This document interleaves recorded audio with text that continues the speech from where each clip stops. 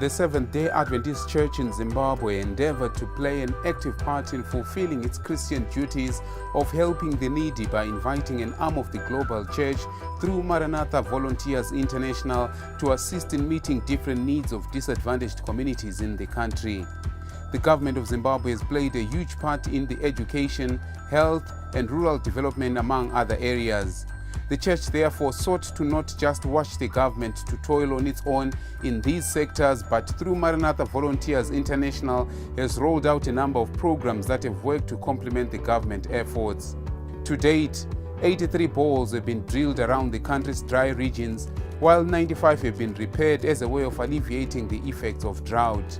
Local leadership has continually expressed their gratitude for the gesture that is government of Zimbabwe inspired in its action. This gift from Manaratha is actually going to decongest the two schools, the two primary schools in the ward, and also the neighboring wards. It's a massive structure that we are so grateful to Manaratha. In fact, they are building schools, churches, and the like, of which we, as the residents of this place, are so grateful. As the community, we are so grateful for it. We just want to say, may God richly bless you for this wonderful gift that you've given to us. Education is of paramount importance in a person because it will bring the best in you if properly applied.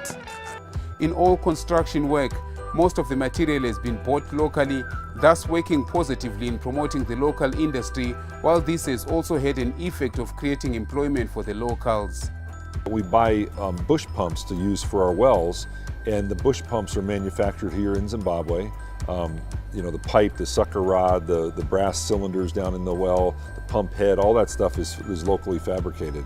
And we buy it out of Harare or out of Bulawayo. And V&W Engineering and Pump and Steel have provided those for us. So those are additional manufacturing items that are done in Zimbabwe to accomplish our work. An average of 3,000 volunteers participate in projects each year, coming from all over the world. They generally pay for their transportation as well as a participation fee which covers meals, lodging, in-country transportation and insurance while on the project. Most projects have a duration of approximately 2 weeks. Children peeping around the corner, looking at these buildings going up, or peeping in the rooms that they're not completed yet, that they realize that we're doing this for them. And it's just, you can see the happiness in their faces that this is for them. We're doing this for them.